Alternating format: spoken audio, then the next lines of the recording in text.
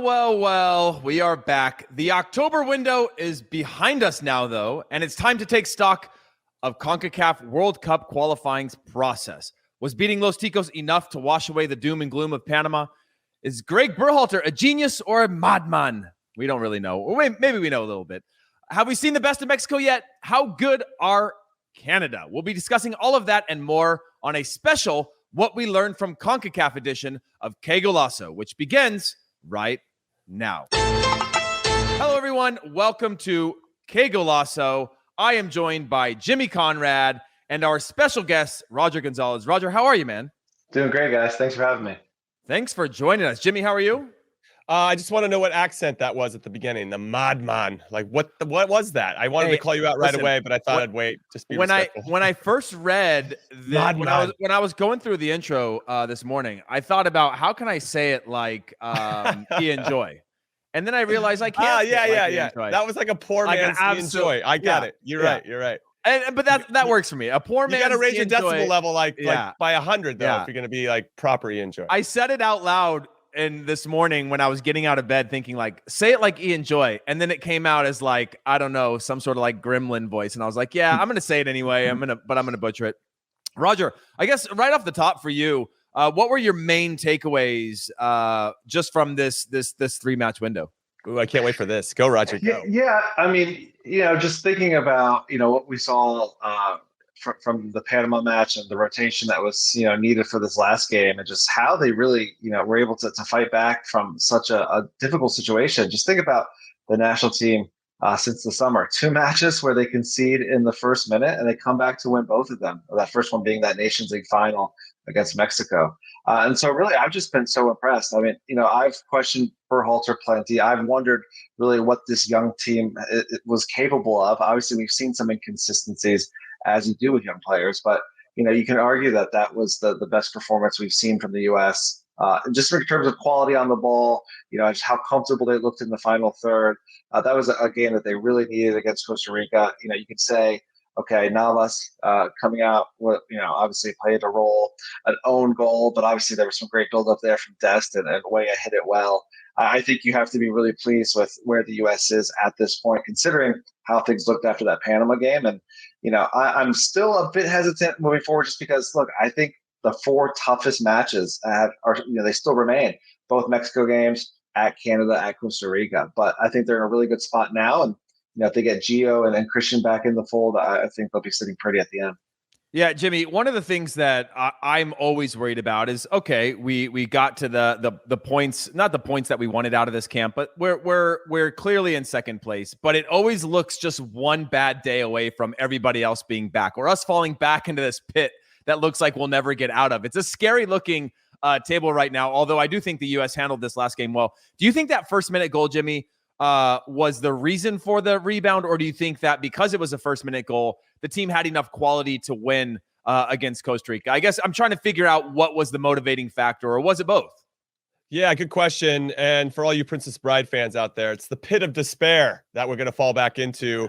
So what I would say is that that goal in the first minute, I think hurt Costa Rica, frankly. I thought it gave them a lot to hold on to, and for them to now have to decide how they're going to manage the rest of the game against a team now that could in some ways relax. When you give up that first goal and there's all that pressure and you're like, oh crap, well, I guess we could just go out and play now. And when you have a young team and you suffer that type of setback and you have 89 minutes to quote another movie, Dumb and Dumber, to totally redeem yourself, I actually thought it ended up working out for us. If that game had gone 0-0 longer and then maybe the Ticos stole something late, I think we would have had a hard time solving that problem as they sat back in a very, very low block to kind of see out the game with 15, 20 minutes. So for getting that early goal, I actually don't think the manager, Luis Suarez for Costa Rica, managed his team very well. He's rolling out guys that are 30-something years old. The guys he's bringing off the bench, are 39, 37. It's just crazy to me that's where the Ticos are at this current place. So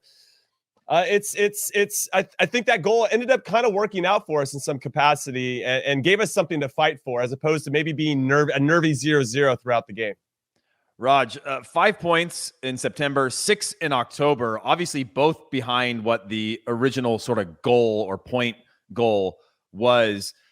Does the Panama defeat sort of linger on beyond this camp, or does the overall performances of this give you cause for concern? You talked about there being the 4 biggest games still to come. Are you worried about some of those performances and how they might link to future ones? Or are you starting to see sort of a lineup come to life here?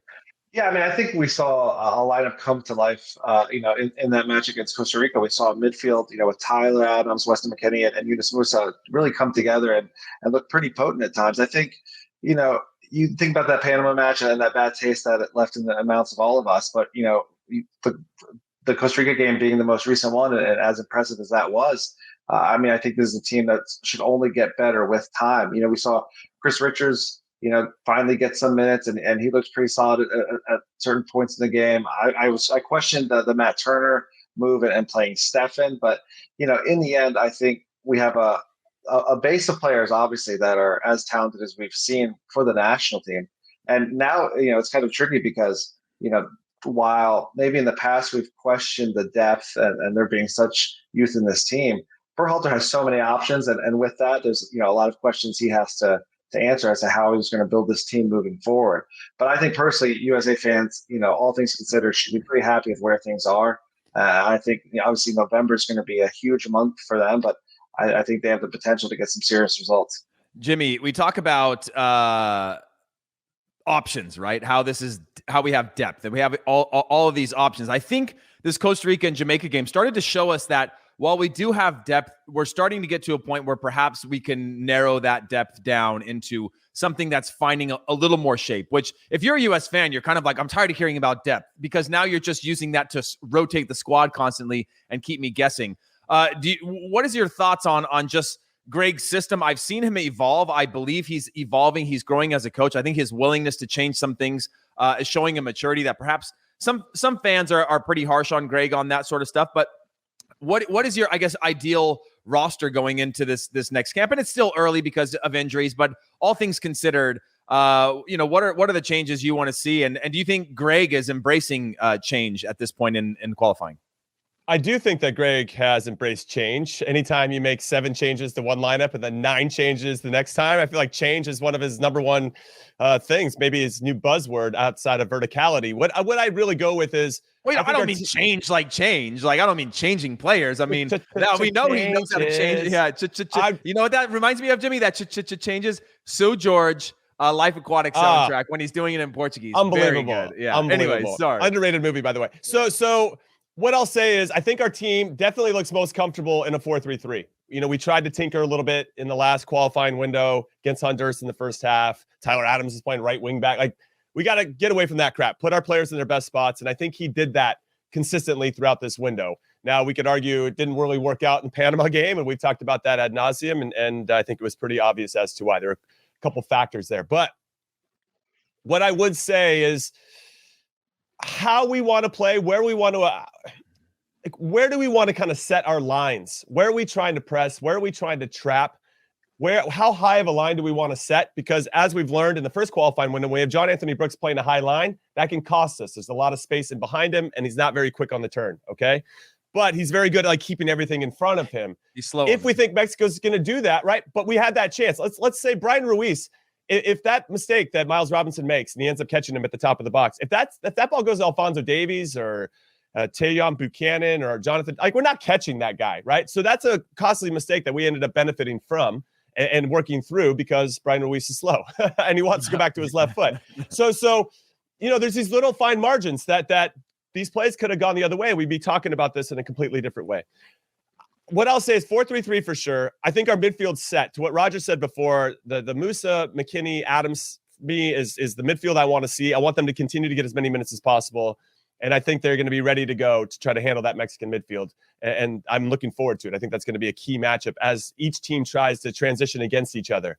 The back four is where I get a little bit sticky. And then obviously the health of Pulisic and Reyna. How are they going to fit in and where do they fit in? And if we start them or if they're super subs or if Aronson moves to the bench, we got questions, but good questions. To your point about depth, these are, I guess the big thing for me is we have to identify our core. Who's our 7 or 8 guys that we're going to lean on every single game?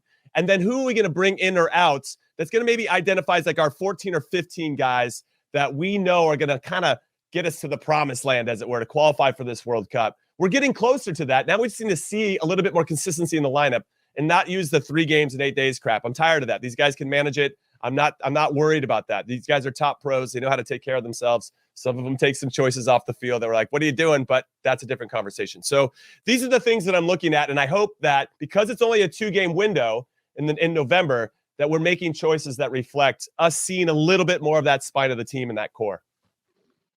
Hey, Raj, give me your 11. We haven't had a chance to hear that yet. What is your 11? I think all things considered, because again, when you talk about depth, the thing that I like is now we're starting to get a core 11 from this group that's available, right? You're starting to look at like a few players, or at least 5 or 6 that are like, they have to start. And then you add some of these, Gio Reyna, Christian Pulisic, and maybe there's some controversy in your starting lineup, but ultimately that means you have 2 more high quality starter quality players on the bench, as opposed to saying we've got 26 players that could all contribute to this national team.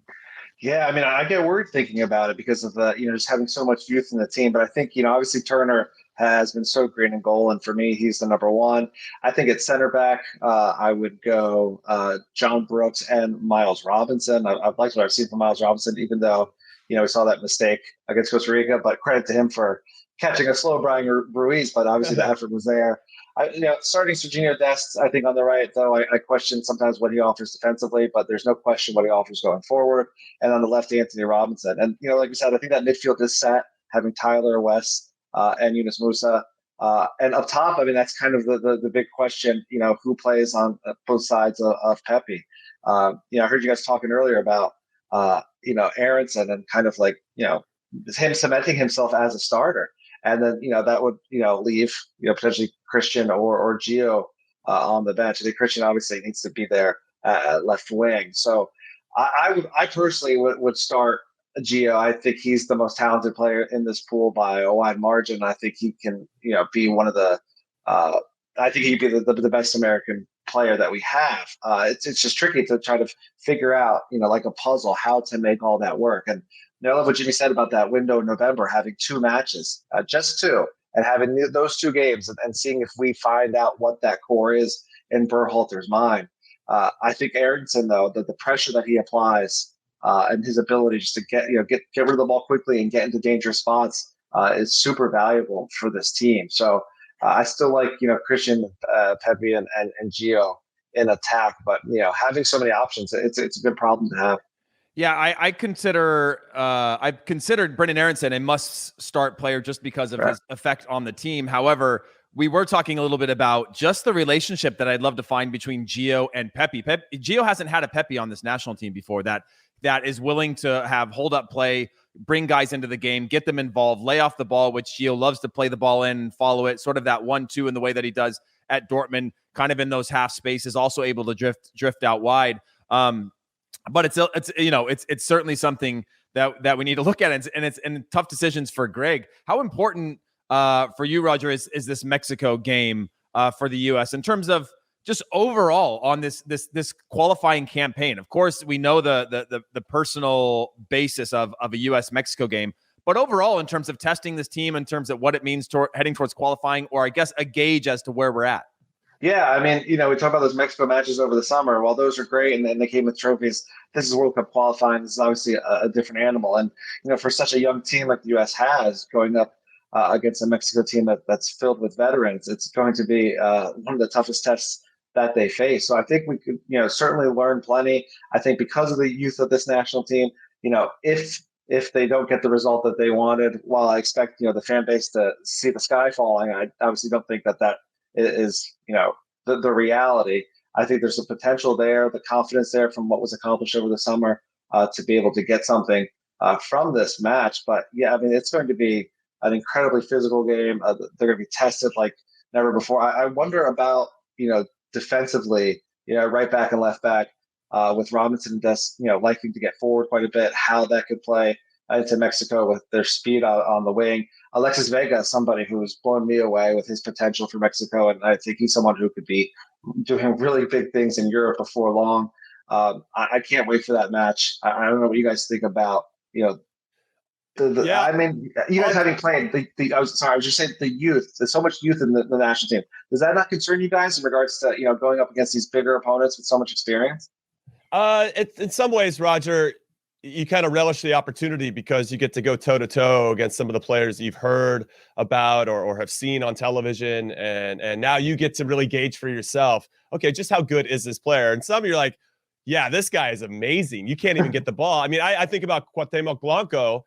He doesn't look like he's a professional athlete. The dude's got no neck, you know? He looks like a Teenage Mutant Ninja Turtle in real life or whatever, right?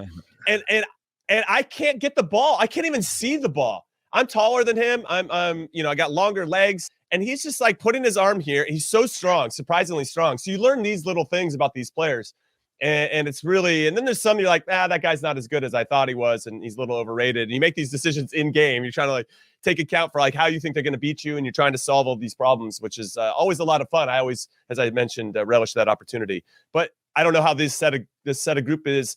I will say, though, we have a lot of confidence, and I like that about our group. We have a little bit of swagger, and it showed a little bit last night when Sergiño Dest is doing Rabonas at 1-1 in the middle of the field. I'm like, all right, this is some kind of squad, you know? But what I wanted to say with regard to this U.S.-Mexico game in particular is this game, I think, in some weird way, because U.S. fans are like, nah, man, it's always important for us. I think this game's more important for Mexico. They lost twice to us in meaningful games. And whatever you want to say about the B teams of the Gold Cup or the Nations League not really meaning anything, they still had something on them. It wasn't just a friendly. And I think Tata Martino is under the gun, even though they've got 4 wins and 2 draws and 0 losses and have been very impressive away from home, getting a 1-0 result against Costa Rica away from home, coming back 1-0 down in Panama to get the 1-1 results, and then taking care of El Salvador, who hadn't even given up a goal at home so far. He's still under so much scrutiny and pressure, and I think it's because he couldn't beat the U.S. twice over the summer.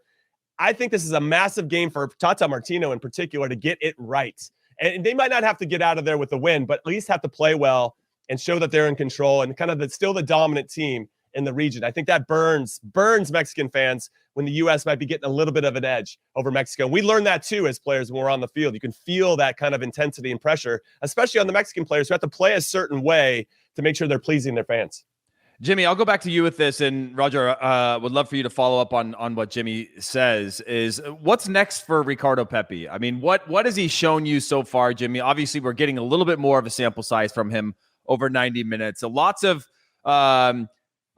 just generally in the way that we play, you see long periods of the game where he doesn't touch the ball. Is that a knock on him? Is that a fault to him? Is he continuing to get better to you, Jimmy? I mean, tell me what your take is on Ricardo Pepi as our number 9 at the moment. Well, obviously the future is incredibly bright, everybody. I think he's shown more than enough that he has a little bit of that being in the right place at the right time ability, which is hard to teach, right? So he's always floating around, he's sniffing around. And I think we could argue, we've seen some of the best strikers in the world. I don't know why Wayne Rooney came to my mind, but he could have a really quiet game, then bang, he scores the 89th minute winner. And you're like, Wayne Rooney's the best. I love that guy, you know? And I think Pepi has a little bit of that where he's still doing a lot of the thankless work. He's still pulling center backs out of position to maybe create pockets of space for the guys underneath in the half spaces, which we talk about a lot, where Pulisic, Aronson, Gio Reyna, that's like where they like to set up shop and get the ball and turn and run at the back line. So if Pepi's still pulling people out, I think that's going to be important. What people need to take into consideration, though, is teams are scouting us. It's not like, Pepi was unknown ultimately when he came into the team. They heard about him. They got some young player. He could have gone. He wasn't unknown to me, Jimmy. He wasn't unknown. I know that. He was already my favorite player ever. Well, I know you got your Ricardo Pepi pajamas, and you wear them every night, and I appreciate it. They're onesies too. I really appreciate you taking that extra step to get onesies. But what I wanted to say with regard to Pepi is he's going to be scouted now. They're going to figure out a way to stack him up. They're going to figure out a way to slow him down. They're going to figure out a way, and that's going to be the next step in his evolution. How can he still have success despite these other teams now taking more action to slow him down? And what I remember about the Mexico game, with the Nations League in particular, they did an excellent job of stacking up Pulisic and Sergiño Dest in the Nations League final. Those two guys were very quiet. We remember the iconic photo and the great penalty by Pulisic, but he was pretty quiet that game, all things considered. And we did have to pick up the ball. He was going all the way back to midfield. So Mexico know what they're doing. They're super savvy. They're well coached, whether you like Tata Martino or not. In my opinion, I think he's great. And I think it's going to be a big challenge for us. And with regard to Ricardo Pepi, that's going to be his big new obstacle is how do I still have success, even though teams are now preparing for me?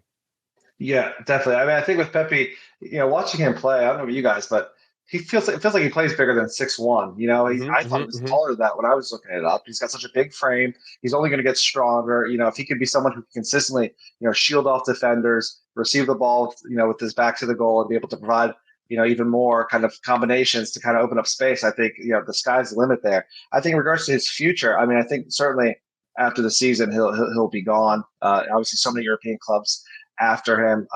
I was speaking to a couple sources last night, not at liberty to say what league or what club, but there's a couple teams that are inquiring about him that haven't been reported that I think would certainly be potentially massive for his development and minutes playing in top flights in Europe. I think, when it comes to FC Dallas and speaking to people who have, been at the club involved in negotiations, it's looking like probably between 12 to 15 million it would take for a team to land him, which is obviously a really big transfer fee.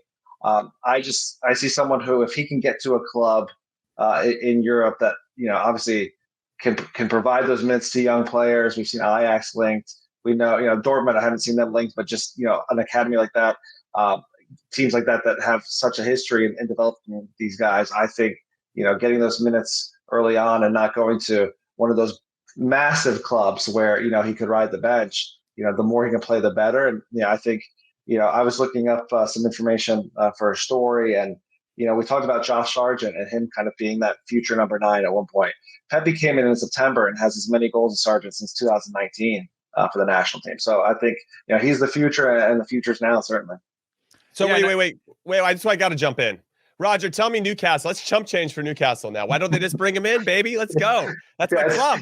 We're turning things around. Yeah, it's not Newcastle. That would be Come on. I would just say it's a club in Europe that hasn't been reported that, I don't think it's one that would excite you as fans in the sense that, they're not in European competition, but they are a team that's been creating a lot of buzz so far this season, and hope to be able to report on more soon. FC Sheriff. FC Sheriff. Imagine that. But we'll see. I think certainly his future is in Europe before long, and there's no shortage of clubs who are interested. Sorry, Heath, I interrupted you twice. You go. It's your turn. No, go ahead. I was just going to say that a stepping stone club is what he needs. I mean, for him to go and sit on the bench and watch other people play at a big club, is I don't think that's the right move. I think he needs to go and get valuable minutes and learn what it means to be a pro and cut your teeth somewhere else as he starts to get used to the culture, potentially living by himself. All these little things do matter. And so I think Ajax would be amazing. If he ended up at Ajax, I'd be thrilled. But that's it. Yeah, I mean, go ahead. No, go ahead. Okay, I was going to say, when it comes to these, other than the Netherlands, if we were talking about like a top 5 league in Europe, Jimmy, is there one for you where you would like to see his style fitting well, one where you would like to see him go? There's something about Portuguese teams that, especially like a Benfica or even Porto to a certain extent. I don't know if he necessarily fits their style, maybe Benfica a little bit, but I don't know why I see him in a Benfica shirt, but they seem to do a very good job of developing players and then moving them on to bigger clubs. So that for a lot of money. Yeah, right. That would be of interest. When I think about that, going to a mid-table team, we see it with Busio, or actually in the lower part, and Tessman going to Venezia. That's just going to be a goddamn struggle. We see Sargent going to Norwich, where he's not going to really be able to display what he does well outside of running the channels and trying to press with Timo Pukki. I mean, that's pretty much it.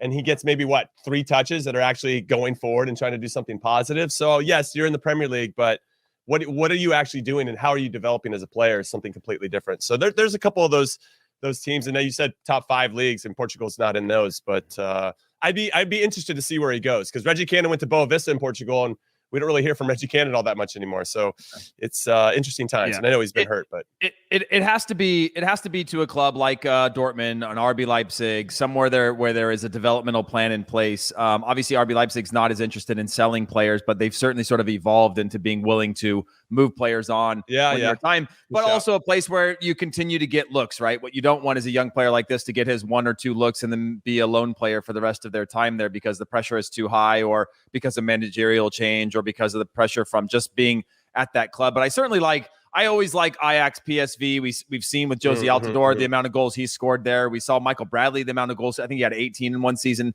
as a deep lying midfielder or late running midfielder. And so I like the idea of the amount of chances they get. And within that league, usually they're like, okay, we'll buy him for 10, 12, and we'll sell him for 20 in 8 to 10 months. And I think that's a huge lift. And then when you got Bundesliga, you have a better quality week in, week out. like to see him there. But I do like your shout, Jimmy. Even Sporting, you look at the amount of goals that Bruno Fernandes or whoever scored in those leagues. There's goals out there, and I want that to be the next step for Ricardo Pepi. But moving on, let's get to this. Actually, we'll skip Canada unless anybody has. I mean, we'll skip Mexico unless anybody has any final thoughts on the 11 or must starts or anything like that. Do you guys have any final takeaways from that before we move over to Canada? Yeah, I'll jump in really quick and say that I took a deep dive into like Mexican fan support groups, very similar to when we're doing US. That sounds fun. That sounds fun, Jim. How was that? It's insane. I mean, this they want Tata out so bad, and it feels very similar to our fan base. It's hard to go down somewhere to go get a result somewhere else when a team knows they're just going to kick you the whole time. And Mexico is known for keeping possession. So, of course, El Salvador is going to go. And anyway, I just want to say that they go out there and they've gotten incredible results. And now that Raul Jimenez is back, I really feel like they're going to be more balanced. And what's scary for me about Mexico ahead of this U.S. game is that I still don't think they've played their best in 6 games. And Hector Moreno's back too. That's hugely important for them. And I feel like they're getting closer to what their best 11 is. And that makes me nervous as a U.S. fan. But I don't know what Mexican fans are always like. Who are they going to bring in? Like trust Tata Martino. The guy knows what he's doing. They didn't even have any shots on goal, El Salvador. Sorry, I'm actually supporting the coaching staff here. But this Mexico team is very good, and they've got a front three in Tecatito and Jimenez and Chucky Lozano. That's good. And then, as Roger mentioned, they got Vega, who's coming off the bench. Orbelin can be another player that's an option. I mean, they've got similar problems that we do. Who is their best 11, and who are they going to roll out in the biggest games? Yeah, well, obviously, no Araujo against the U.S. After the sending off against El Salvador. Roger, let me ask you this, right? We going back to the Gold Cup. Jimmy and I really teased John Herdman for this constant quote of like, we're playing it like a final, we're playing it like a cup final, or whatever the exact quote was. He said it over and over again, and it was kind of like to a point where we're like, okay, this is too much. But now he's got this team believing, right? And obviously, very different team in the Gold Cup than now, but built a foundation around this fight where they can compete with anybody in CONCACAF and keep up. And now we're seeing those quality pieces. And we go back to Honduras, where it looked like they thought that they had all the quality and they could play through everyone. And then after that Honduras game, they sort of applied that, hey, fight plus quality leads to something special here. So do you think that this Canada team can compete for the number 1 spot in CONCACAF? Do you think that they're a guaranteed spot in this upcoming World Cup? I mean, I think they can certainly compete for it. Obviously the question with them was, also a bit defensively, what would they be able to show? And they haven't been conceding much. I think, we looked at Canada as a team that we expected, their second ever World Cup participation to be when they're hosting it with us in Mexico, in 2026. So I think they've certainly surpassed expectations so far and early on, and put themselves in a great spot. I think, competing to finish in first, if that were to happen, I would be certainly shocked. But I think, we've seen maybe not as much as we expected from some of the other national teams, not to take away from Canada, but they've really taken advantage of this opportunity and have positioned themselves incredibly well. I think, Costa Rica, aging and not having that much, Honduras being widely consistent despite having some quality players, Jamaica, without having Michael Antonio and Leon Bailey, don't think they, certainly have what it takes. So I think Canada's in a position where, they've got big name players that people know about now, especially going forward. Defensively, they've been able to do a really nice job. They've gotten some, pretty surprising results. I mean, to get a point in the U.S., to get a point in Mexico, I think they're at a point now that they fully expect to be at the World Cup next year. And, I would be surprised if they're not there. Jimmy, for this Canada side, do you ever remember, and Roger, I would want your take on this as well. Do you ever remember a player as dominant as an Alphonso Davies that has such an impact on a national team in CONCACAF with his ability to just do something? And, we've got Landon Donovan's. Mexico's had their legends as well. But has there ever been a player that has so much impact, in your opinion, on the ability of their national team? Because, and it's not just him. They actually have a really quality national team now. I'm a bit worried about their back line. Yes, they don't concede much, but it doesn't match the quality of some of the other pieces they have on the field, which may be enough. And I think it will be enough. But, I mean, do you remember there being a more dominant player in CONCACAF than in Alphonso Davies? It's been a while, I think, since we've seen someone who can single-handedly change a game like he can. His goal against Panama where he gets the ball off the sideline, tracks it down. I mean, he's way behind the guy and continues to play through it, and obviously then has the composure to finish it. he was in and around basically every single meaningful attack. Either he's making the pass or he's making the run that leads to a pass that leads to a goal or a good opportunity. He's super influential. And I know there were some claims that why is John Hertzman not playing him in the outside back position? That's where he plays for Bayern Munich. That's where he should play for us. And it's clear that he needs to be in and around the ball and a little bit higher up the field for him to really, I think, be as dangerous as he has been. And he's such a threat. You have to now commit 1, 2, 3 players over there to keep an eye on him. But now, because, as you mentioned, Heath, that Canada does have other options. I mean, Tayon Buchanan had 2 goals last night, getting on a header, creating another one. Actually, it was an own goal that got credited, but he made the good run on the set piece to make it happen. I mean, he's got that kind of breakaway speed as well. So now they've got this balance. And then you obviously have a highly confident striker in Jonathan David. And they start to become a little bit more unpredictable, because if you start to overload one side to defend one and you leave somebody else that's isolated like a Buchanan 1v1, you're going to get crushed.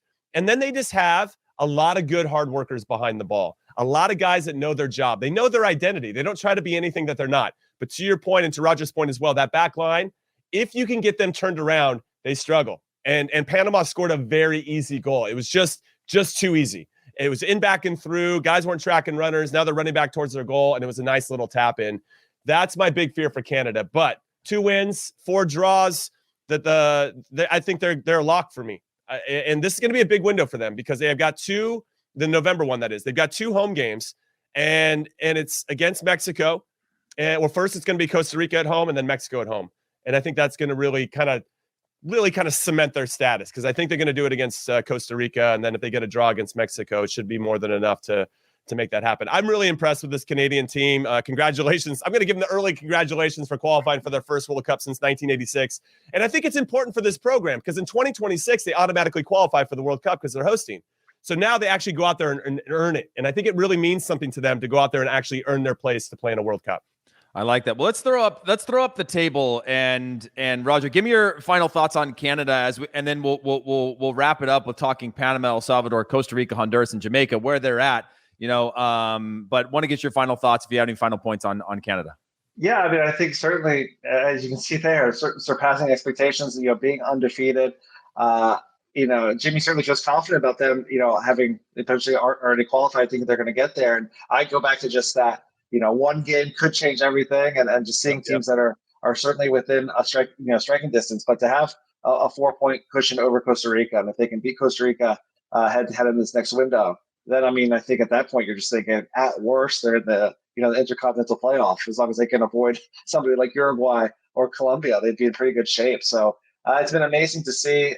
This is a national team that from the outside, people never thought much of them, especially lately. So for them to be where they are now and have some really talented players that, could play for most of the other national teams, not just in CONCACAF, but, internationally throughout the world, I think they're in such an amazing position that I didn't expect them to be in. And yeah, for them to earn this and then potentially not have to worry about qualifying for a World Cup with it expanding and, obviously having more teams and it being potentially easier to get there.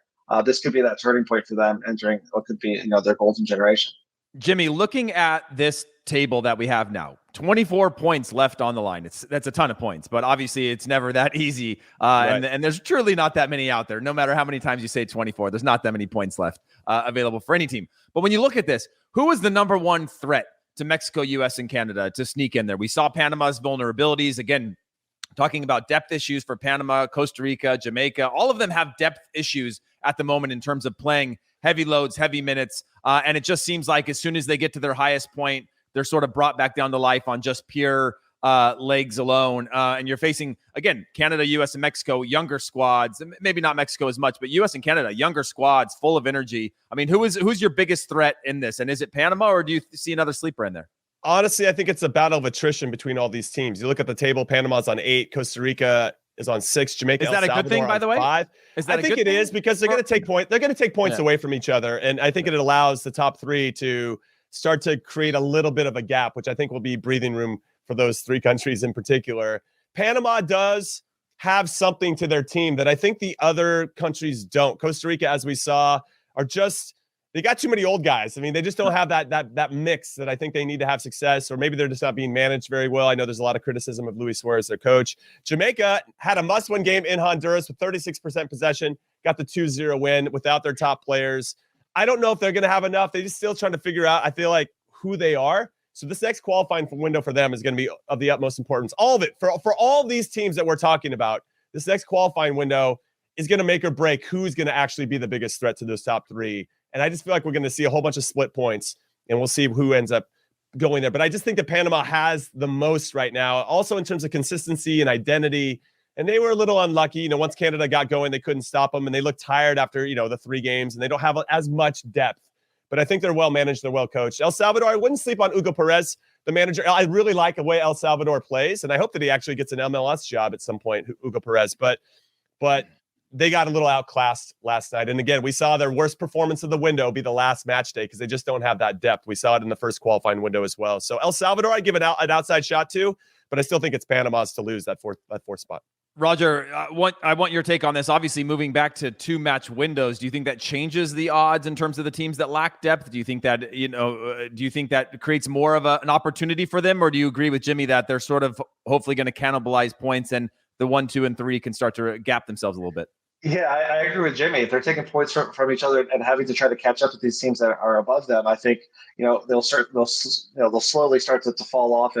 But I think just looking at that table and just kind of giving some thought while you guys were speaking, I think Jimmy has a point. It's really hard to see Canada really not making it at this point. Panama being the biggest threat, I would agree. I don't think they're really that big of a threat at all in the end. But I think that just says a lot about the teams that are below them. So I think potentially this is that November window is that one where we start to see a bit clearer what this is going to look like moving forward. And I think Mexico, U.S., Canada are obviously in a great spot. And Panama is a team that they're hard to play against. On the road in CONCACAF, anything can happen. But I think it's going to be a dogfight for that 4th spot. I like that. Well, thank you so much, Roger. Thank you so much, Jimmy. And thank you to everyone who watches these shows. And as a reminder, follow the Qué Golazo podcast on Twitter at Qué Golazo Pod. Subscribe to the Qué Golazo page on YouTube. Hit the notification bell. And, of course, subscribe to Qué Golazo wherever you get your podcasts. And thanks for watching. And, we will see you guys back with Luis, who's taking over the pod and the YouTube channel again for his regular hosting duties. Thank you so much, Jimmy. Thank you so much, Roger. And, of course, our production team that makes this so much fun and easy for us. We will see you guys soon.